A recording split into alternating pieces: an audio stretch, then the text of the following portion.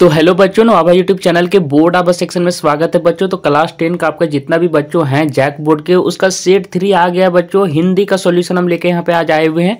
पूरा detailed solution करूंगा, आपको वीडियो बहुत ही ज़्यादा पसंद आने वाला है। इसमें हम निबंध, आपके जो विज्ञापन है, सारी चीज़ों को कवर करेंगे बच्चों। एक एक नंबर वाले क्वेश्चन भी कंप्लीट करूंगा और जो इंपॉर्टेंट क्वेश्चन है सारी चीज़ें यहाँ पे डिस्कस करूंगा। इससे पहले मैं बता दूं बच्चों कि अगर आप अभी तक हमारे टेलीग्राम ग्रुप से नहीं जुड़े तो जुड़ जाएं, बहुत ही जरूरी मैं बता दे रहा हूँ। बोर्ड आभा जैक बोर्ड जो दिख रहा है अभी, उस पर जाके जो नाम दिख रहा है उसको नाम लिखिएगा जाके, है ना। टेलीग्राम ऐप खोल के ये नाम लिखिएगा और नाम लिख के बोर्ड आभा जैक बोर्ड करके वहां जाके ज्वाइन कर लीजिए ग्रुप को, है ना। टेलीग्राम ग्रुप में टेलीग्राम का ऐप अगर इंस्टॉल नहीं किया तो कर लीजिएगा। तो चलिए बच्चों, और अगर अभी तक आपने बच्चों हमारे चैनल को अगर सब्सक्राइब करके नहीं रखा है तो इसको भी कर ले। नव आभा और बोर्ड आभा दो चैनल है हमारे, दोनों चैनलों को जरूर से सब्सक्राइब कर लीजिएगा। जितने भी इंपॉर्टेंट क्वेश्चन पेपर है सॉल्यूशन यहाँ पे डाले जा रहे हैं समय के साथ। तो चलिए हम सॉल्यूशन करवाने जा रहे हैं बच्चों। तो देखिए यहाँ पे सेट 3 है और आपका देखिए फुल मार्क्स आपका 90 है, जैसा कि आप देख पा रहे होंगे, है ना। तो सबसे पहले आपका गद्यांश आया हुआ है जिसको पैसेज बोलते हैं बच्चों। तो इस पैसेज को चलिए हम करते हैं। निम्नलिखित गद्यांश को ध्यानपूर्वक पढ़ना है और प्रश्नों का उत्तर देना है। अच्छा बच्चों, मैं एक चीज़ और बता दे रहा हूँ कि इन सभी का सॉल्यूशन के साथ साथ बहुत सारे बच्चे हमें मांग कर रहे थे कि सर हमको हिंदी व्याकरण, जो हिंदी व्याकरण है ना, हिंदी व्याकरण, उसका आप हम लोग का क्लास ले लीजिए, क्रैश कोर्स, ताकि हमारा एग्जाम का तैयारी हो जाए, हिंदी व्याकरण का क्रैश कोर्स। तो बच्चों मैं क्लास 10 के लिए स्पेशली ले रहा हूँ वो व्याकरण का क्रैश कोर्स।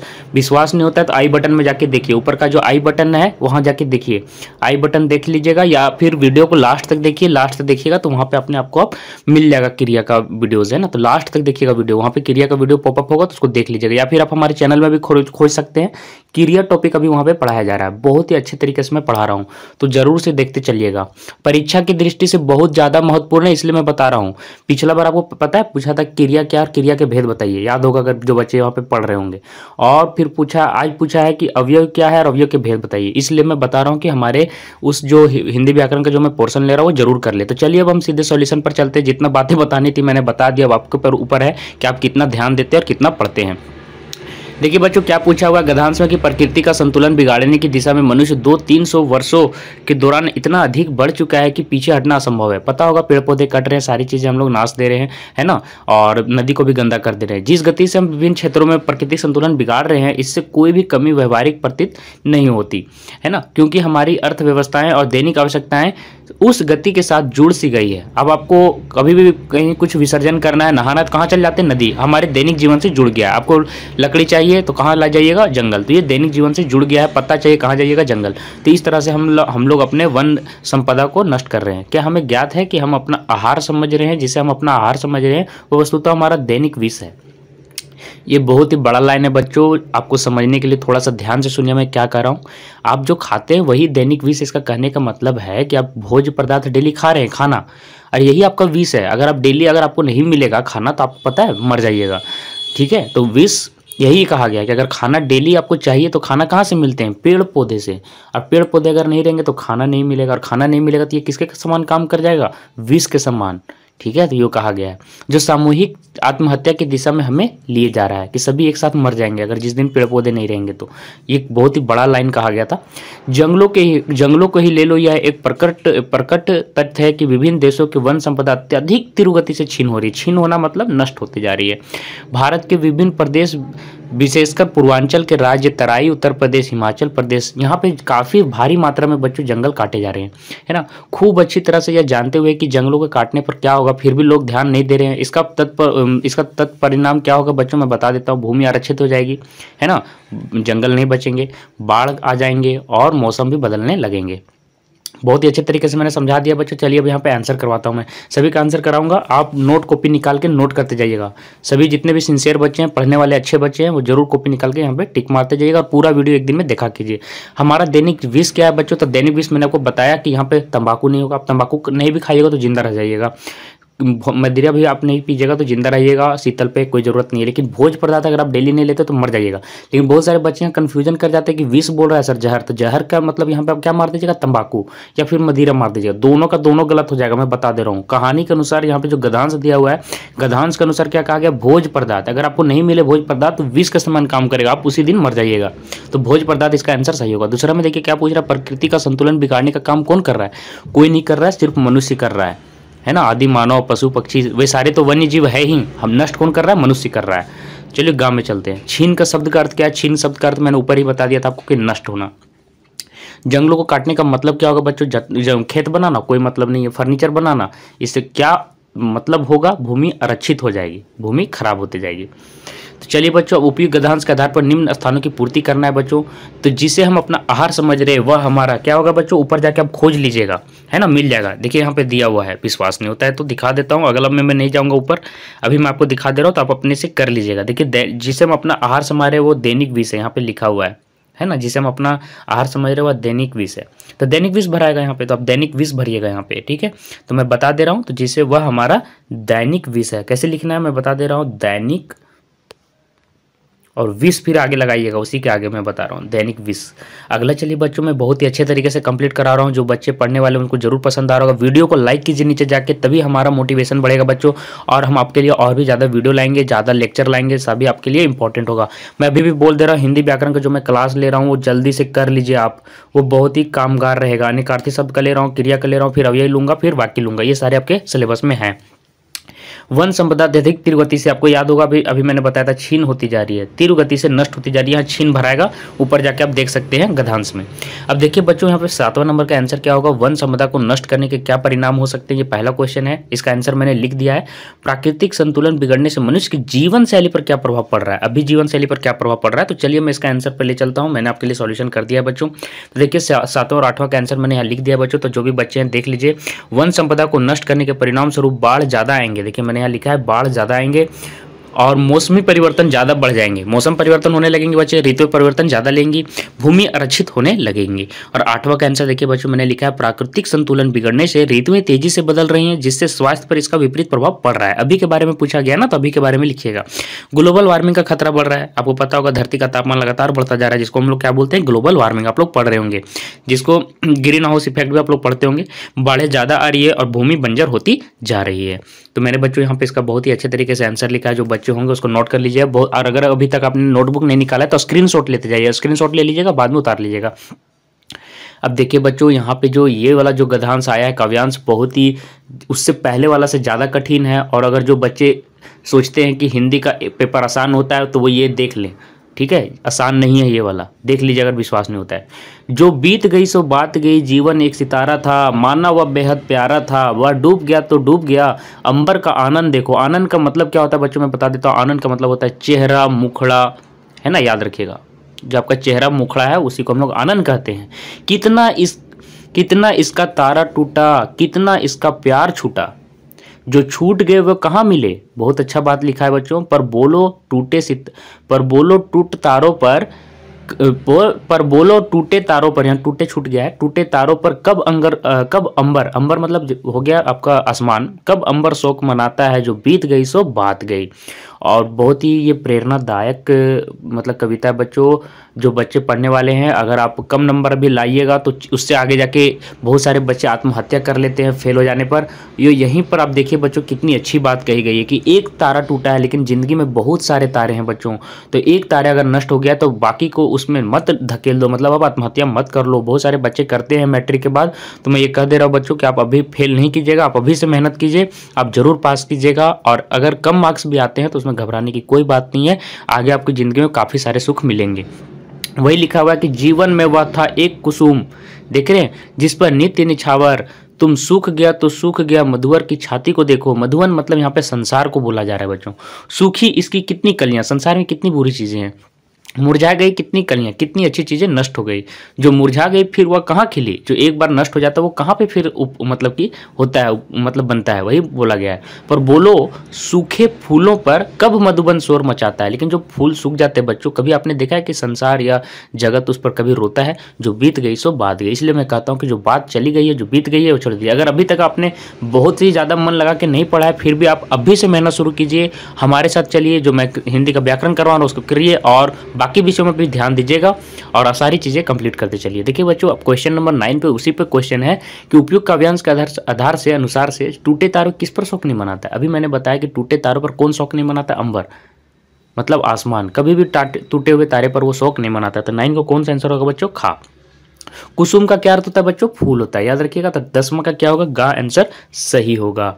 मधुबन किसका प्रतीक है बच्चों? अभी मैंने बताया कि मधुबन का मतलब यहाँ पे संसार से लिया गया है। किसके सूखने पर मधुबन शोर नहीं मचाता बच्चों? सूखने का बात कहा गया है, टूटने का बात रहता तो तारा मारते, और सूखने का बात कहा गया तो हम क्या मारेंगे? फूल मारेंगे। फूल आपका आंसर सही होगा।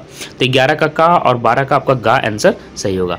अब देखिए बच्चों, यहाँ पे पूछा गया रिक्त स्थानों को भरिए, तो ऊपर से आप देख सकते हैं अंबर के आनंद को देखो बोला गया था। देखिए यहाँ पे अंबर के आनंद को देखो, तो मैं फिर से ऊपर नहीं ले जाऊंगा, मैं एक ही बार में बता दे रहा हूँ, आप खोल लीजिएगा, मिल जाएगा वहाँ पे। तो अंबर के आनंद को देखो, 13 का आंसर होगा आनंद। और फिर 14 में देखिए जीवन में वह था एक खाली जगह जिस पर कवि निछावर थे। किस पर कवि निछावर थे बच्चों? एक कुसुम, मतलब एक फूल पर। तब एक कुसुम यहाँ लिख दीजिएगा, एक कुसुम पर वो क्या थे? निछावर थे। अब देखिए बच्चों, बहुत ही अच्छे प्रश्न कहे गए हैं कि कुसुम सितारे के डूबने पर कवि क्या प्रेरणा देते हैं, है ना। और 16 नंबर है कि कुसुम किसका प्रतीक है। तो याद रखिएगा दोनों का आंसर लगभग एक ही जैसा है बच्चों, तो इसलिए मैंने दोनों का एक ही जैसा आंसर लिख दिया। कवि किसके मुरझाने पर क्या सोचता है। तो चलिए हम 15 का आंसर आपको दिखा देते हैं। तो देखिए बच्चों, सितारा यहाँ पे कवि किसी इच्छा, प्रेरणा या महत्वाकांक्षी सोच को कह रहे हैं, है ना। कह रहे हैं कर दीजिएगा, कह रहा है गलत कर दिया मैंने, थोड़ा कह रहे हैं कर दीजिएगा तो ज़्यादा रिस्पेक्टफुल लगेगा, है ना, कि ये कवि को आप रिस्पेक्ट दे रहे हैं, आप उनको आदर दे रहे हैं। जो कि पूरा ना हो पाया, कवि कहते हैं इस संसार की इसके अलावा और भी प्रेरणादायक है। इस संसार में यहाँ पे जोड़ दीजिएगा, इस संसार में इसके अलावा और भी प्रेरणादायक और इच्छाएं हैं, मनुष्य को उस पर ध्यान करना चाहिए, अतीत पर विलाप नहीं करना चाहिए। वही चीज़ें मैंने आपको कविता में भी समझाई। तो बच्चों, किस्म किसका प्रतीक है? तो लिखिएगा कुसुम किसी महत्वाकांक्षी और इच्छा का प्रतीक है। कवि उसके मुरझाने पर क्या सोचता है? कवि उस पर मुरझाने पर क्या सोचता है? आप यहीं पर देख लीजिए क्या बोला है उन्होंने, कि जीवन मत है एक कुसुम जिस पर नित्य निछावर तुम, वह सूख गया तो सूख गया। तो उसके सूखने पर वो मतलब कि शोक मनाने के लिए नहीं कह रहे हैं, वो कह रहे हैं कि आगे की चीज़ों पर ध्यान देना है ना। तो वही यहाँ पे लिख देना है आपको, ठीक है। अब आगे देखिए बच्चों, यहाँ से आपका देखिए मैंने फिर से मैं बोल रहा हूँ हिंदी व्याकरण बहुत ही महत्वपूर्ण है, तो आप क्लास कर लीजिए मेरा। क्रिया कौन कौन सा इंपॉर्टेंट टॉपिक है मैं एक बार बता दे रहा हूँ। वाक्य, अव्यय, अनेकार्थी शब्द, और वो मैं चारों लेने वाला हूँ, तो आप हमारे उस सीरीज को जरूर देखते जाइएगा। अभी मैं क्रिया और अनेकार्थी शब्द ले लिया हूँ, तो देखिए जाके उसको, अब भी जाके देखिए, उसको छोड़िए नहीं। जेब से चाकू निकाला, क्रियापद क्या होगा बच्चों? निकाला। तो यहाँ पे निकाला इसका आंसर सही हो जाएगा, गा नंबर। वह पानी पी रहा है, क्रिया भेद बताइए, क्या पी रहा है? पानी पी रहा है, सकर्मक क्रिया यहाँ पे होगा बच्चों, है ना, क्योंकि कर्म पर कर्ता के क्रिया का फल कर्म पर पड़ रहा है, ठीक है। तो ये भी मैंने क्रिया में समझाया है, तो वहाँ जाके देखिए। मनु दिन में सोता है, क्रिया भेद क्या होगा बच्चों? क्या सोता है? नहीं पता चल रहा है, कर्म पर प्रभाव नहीं पड़ रहा है, तो अकर्मक क्रिया यहाँ पे हो जाएगा बच्चों 19 का। अब चलिए बच्चों 20 में देखिए, वह मुझे आने के लिए कहता है। कौन सा वाक्य बच्चों? ये एक सरल वाक्य है ना। वह मुझे आने के लिए कहता है, एक वाक्य में सरल तरीके से बताया गया है, तो का आंसर सही होगा। 21 में देखिए बच्चों, 21 में जब वर्षा हुई तब, कॉमा लगा दिया गया है तब, तो ये किस प्रकार का हो जाएगा बच्चों? 21 का कौन सा आंसर सही होगा? 21 का गा आंसर सही होगा बच्चों, मिस्र। जब वर्षा शुरू हुई तब मोहन आ गया। साधु ने आशीर्वाद दिया, और यहाँ पे लगा बच्चों, तो और के कारण से ये क्या हो जाएगा? संयुक्त वाक्य हो जाएगा। तो 22 का घा आंसर सही होगा। 23 नंबर में देखिए बच्चों, पूछ रहा है जो विद्यार्थी परिश्रम करते हैं वे उन्नति करते हैं, कॉमा लगाया गया है। 23 का कौन सा आंसर सही होगा? 23 का खा होगा, मिश्र वाक्य। इसी तरह से आपको ये भी आ सकता है कि जो लोग खेलते हुए बर्बाद हो जाते हैं, तो आपको समझ में आना चाहिए। अब देखिए बच्चों, 24 नंबर क्वेश्चन में क्या पूछा कि जड़ का अनेकार्थी शब्द नहीं, तो जड़ का अनेकार्थी शब्द मैं बता दे रहा हूँ कि क्या क्या होता है। जड़ का होता है, यहाँ पर 3 तो दे ही दिए हैं, तो फिर मुझे बताने की कोई ज़रूरत भी नहीं है। तो देखिए 24 में आपका गा इसका आंसर सही होगा। जोड़ इसका मतलब नहीं होता है, जड़ का मतलब अचेतन, मतलब मूर्ख भी होता है। मूर्ख, अचेतन मतलब कि जिसको अब कुछ होश नहीं रहा, अचेतन मतलब कि जो बेहोश हो गया। वृक्ष का मूल को भी जड़ कहा जाता है, आपको पता होगा कि पेड़ का जड़ को जड़ बोला जाता है, वृक्ष के मूल को। तो जोड़ इसका आंसर होगा, ये अनेकार्थी शब्द इसका नहीं है। अनेकार्थी शब्द का मैंने क्लास लिया है, उस क्लास को देख लीजिए, मैं फिर से कर रहा हूँ हिंदी व्याकरण में। आदि का सही अर्थ यहाँ पे क्या होगा बच्चों? प्रारंभ। आदि का मतलब होता है सही, प्रारंभ। अब देखिए बच्चों, अली का कौन सा अर्थ सही नहीं है? यहाँ पे देखिए बच्चों, थोड़ा सा क्वेश्चन में एरर है, क्वेश्चन में इसको पूछना चाहिए था कि अली का अर्थ कौन सा है यहाँ पे, है ना। तो अली का अर्थ भोरा होता है बच्चों, क्योंकि अली का 3 अर्थ होता है, मैं आपको यहाँ पे लिखा देता। अनेकार्थी शब्द में भोरा होता है, भौरा, और फिर मदिरा होता है बच्चों। मदिरा मतलब शराब जिसको बोलते हैं आप लोग, भौरा, मदिरा, और कुत्ता भी होता है ना। तो देखिए तीनों में से कोई था नहीं, तो यहाँ पे क्वेश्चन ही गलत है ना बच्चों कि अर्थ कौन होगा, तो भौरा आंसर सही होगा। क्वेश्चन यहाँ पे सुधार लेना है, अर्थ सही है यहाँ पे लिखना होगा।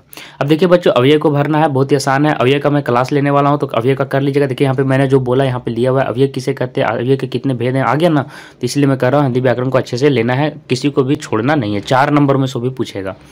तो अच्छे चरित्र के बिना पहला में आप क्या भरिएगा, के बिना। देखिए मैं यहाँ पे बता दे रहा हूँ, के बिना भर दीजिएगा, के बिना। 28 में देखिए मुझे रेडियो और लिख दीजिए बच्चों, मुझे रेडियो और घड़ी चाहिए। 29 में देखिए बच्चों, मैंने ब्लैंक में कुछ नहीं किया, क्या होगा बच्चों, मैंने अभी कुछ नहीं किया, अभी भर दीजिए, ज़्यादा अच्छा लगेगा, अभी। उसके बाद देखिए पूछ रहा है कि तुम जल्दी बाजार जाओ, लग दो, बहुत ही आसान था ये, बहुत। तुम जल्दी बाजार जाओ और दवा लेके आओ, तो जल्दी भर दीजिएगा। मैं उसके विचारों से क्या लिखेंगे, काफ़ी सहमत हूँ, मैं उसके विचारों से काफ़ी सहमत हूँ। भूकंप आया जिससे लोग मारे गए, तो जिससे भर दीजिएगा बच्चों, जिससे। अब देखिए बच्चों, अवयव क्या कैसे कहते हैं, कितने भेद है, वो तो मैं वहाँ पे क्लास लेने वाला हूँ, तो यहाँ पे मैं इसका नहीं बताऊंगा, है ना। भूकंप आया जिससे लोग, यहाँ तक मैंने करा दिया है, तो अवयव वहीं पे क्लास लेंगे, तो अब यहाँ पे मैं कराने की जरूरत नहीं समझता। अब देखिए बच्चों, यहाँ से फिर आपकी किताब से एक गद्यांश लिया गया कि फादर को याद करने एक उदास शांत संगीत को सुनने जैसा था, है ना।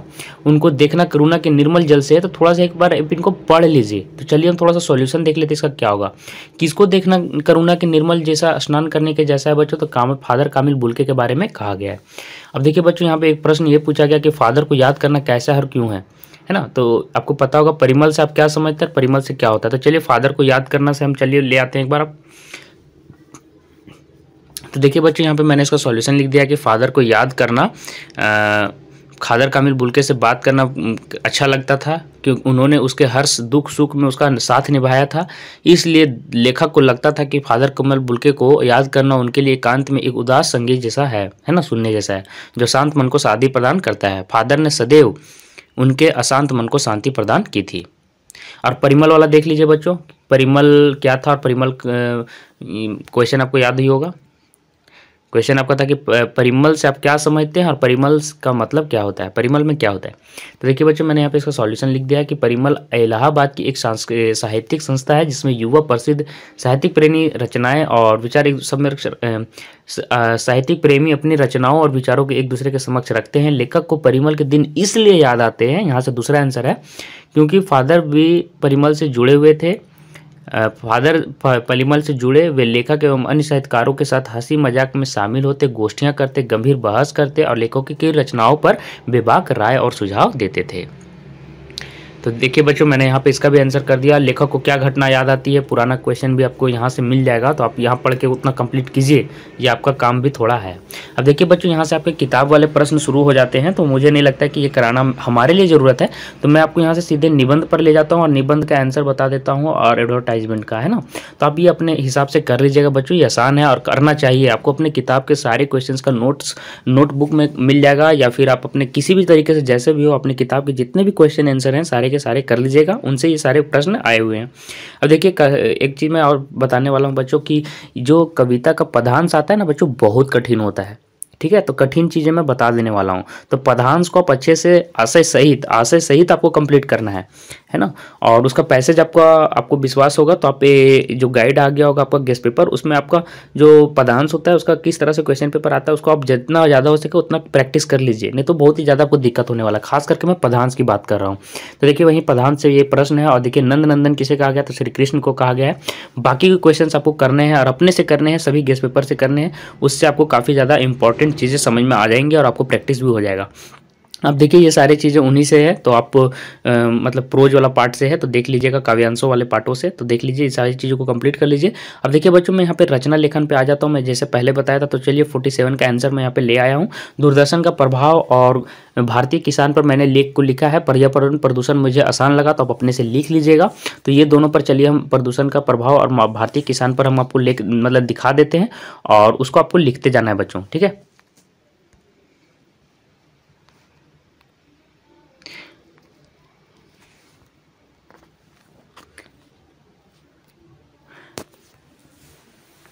तो देखिए बच्चों, आपको देखते जाना है और इसको नोट करते जाना। स्क्रीनशॉट लेना चाहिएगा तो आप ले लीजिए, है ना। और मैं यहाँ पे ऊपर करते जा रहा हूँ, तो आप लिखते जाइएगा।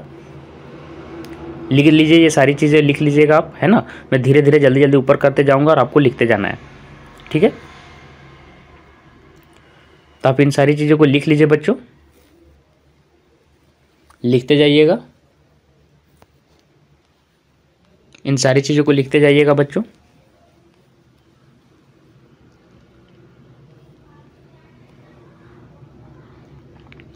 अब दूरदर्शन का लाभ आ गया बच्चों, तो दूरदर्शन के लाभ में देखिए क्या लिखना है, लिखते जाइएगा। अंडरलाइन जो हो गया बच्चों उसको ध्यान नहीं देना आपको, है ना।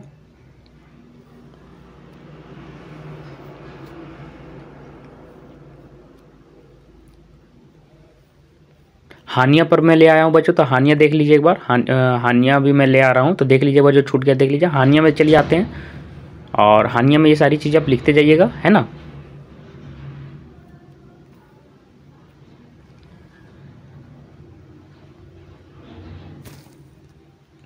सॉरी बच्चों, थोड़ा सा मुझसे मिस्टेक हो गया, मैं फिर से ले जाता हूँ ऊपर, है ना। हानिया में बता रहा था आपको ना, हाँ हानिया में यहाँ तक मैं करा दिया था, तो देख लीजिए हानिया में। उसके बाद देखिए और हानियों में लिखते जाइएगा, और यहाँ से देखिए बच्चों फिर निष्कर्ष पे मैं आ गया हूँ, तो निष्कर्ष देख लीजिए क्या होगा। अब चलिए बच्चों हम आपको भारतीय किसान का लेख दिखा देते हैं, भारतीय किसान वाला आपको कैसे लिखना है। प्रस्तावना में देखिए क्या लिखना है, उसके बाद आगे देखिए क्या लिखते जाना है, आप देखते जाइएगा, है ना। भारत में कृषि का महत्व में ये लिखना है बच्चों, देखिए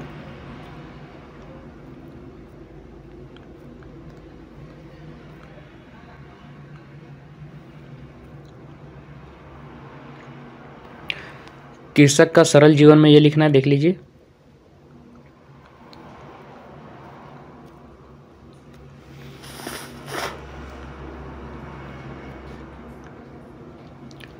कृषक की कठिनाइयों में ये लिख देना है बच्चों, देख लीजिए।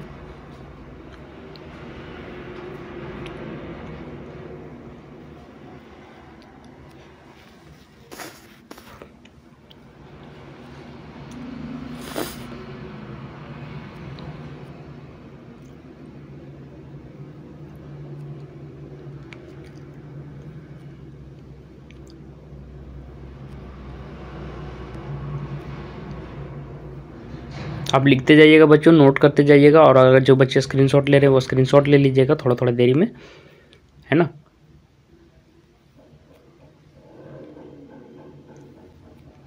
अब देखिए बच्चों निष्कर्ष आ जाएगा, तो निष्कर्ष लिख लीजिएगा लास्ट में, अंततः में लास्ट में निष्कर्ष को लिख लेना है ना। और उसके बाद निष्कर्ष में ये लास्ट में लिख देना है बच्चों। तो देखिए यहाँ पे मैंने इसका जितना भी हो सका बच्चों मैंने करवा दिया। अब आगे देखिए बच्चों क्या पूछा गया है कि 4 दिनों की छुट्टी के लिए प्रधानाध्यापक के पास एक आवेदन पत्र लिखना था, है ना। और देखिए बच्चों उसके ऊपर वाला जो प्रश्न है, अपने क्षेत्र में पेड़ पौधों की अनियंत्रित कटाई के लिए जिला अधिकारी को एक पत्र लिखना है। ये मुझसे छूट गया बच्चों, मुझे ध्यान नहीं रहा, मुझे ये ध्यान रह गया कि 4 दिनों की छुट्टी वाला प्रधानाध्यापक वाला आपको आवेदन पत्र लिखना था, तो ये मुझे याद रह गया, है ना। तो मैं इसे दिखा देता हूँ, मुझसे वो छूट गया, मैं इसके लिए थोड़ा सॉरी कहता हूँ, लेकिन आप टेलीग्राम ग्रुप में हमसे जुड़ जाइएगा बच्चों, है ना। तो देखिए आपको कैसे लिखना है, आपको अपना जगह का नाम लिखना है, दिनांक देना है बच्चों, उसके बाद सेवा में लिख देना है ना, इस तरह करके, और मोह से सविनय निवेदन है, उसके बाद ये सारी चीज़ें लिखते जानी है ना। और ऐसे करके आपको कंप्लीट कर देना है बच्चों। ये आसान है, थोड़ा सा लंबा करके लिखिएगा तो और भी अच्छा रहेगा। तो आप इसका दूसरा सॉल्यूशन भी आप देख सकते हैं जिस लंबा होगा। अब देखिए बच्चों यहाँ पे दर्दनाशक तेल और हर्बल टूथपेस्ट के लिए 50 शब्दों में विज्ञापन तैयार करना था, जो 5 नंबर का आता है। तो चलिए हम उसको दिखा देते हैं। तो देखिए बच्चों आपको ऐसे करके लिखना है बच्चों, है ना, दिख रहे होंगे, इस तरह से करके आपको विज्ञापन लिखना है। ये तेल का विज्ञापन है, और या तो इस तरह लिख सकते हैं, 2 तरीका से मैंने दिखा दिया है तेल वाला, तो दोनों का विज्ञापन देख लीजिए। अब देखिए बच्चों टूथपेस्ट का कैसे चेकिंग होता है मैं यहाँ पे दिखा दिया हूँ कि आपका इसी तरह से विज्ञापन वाला चेक होगा। जहाँ पे आप अशुद्धियाँ करेंगे वहाँ पे आपका मार्क्स कटेगा, देख रहे हैं। तो ये मैंने ऐसे ही दिखाया था कि किस तरह से चेक होता है, आपको ये वाला लिखना है ना। इसमें भी देख लीजिएगा, जहाँ अशुद्धियाँ होगा आपको सुधार लेना है। देख लीजिए कैसे उस लड़के ने बनाया है इसको, चाहे लड़की होंगी जो भी होंगी, बहुत ही अच्छी बनाया था तो मैंने इसको डाल दिया। तो ऐसे करके आपको यहाँ पे मोबाइल नंबर भी उसने डाल दिया है हिंदी में लिख के। तो इस तरह से बना लेना बच्चों। तो बच्चों मैंने यहाँ पे आपका कंप्लीट कर दिया सेट 3 बच्चों, बहुत ही अच्छे तरीके से किया, बहुत ही मेहनत लगती है बच्चों इसको तैयार करने में। वीडियो को लाइक कीजिएगा, अपने दोस्तों के बीच शेयर कीजिएगा। हमारे दोनों चैनल नव आभार बोर्ड आभा को अभी सब्सक्राइब कर लीजिए, और जो वीडियो आपको दिख रहा है हिंदी व्याकरण वाला उसको भी आप करते चलिएगा। तो आज के लिए बस इतना ही बच्चों। आपके आने वाले आगामी एग्जाम के लिए बच्चों नव आभार बोर्ड आभा परिवार की ओर से ढेर सारी शुभकामनाएं। धन्यवाद बच्चों।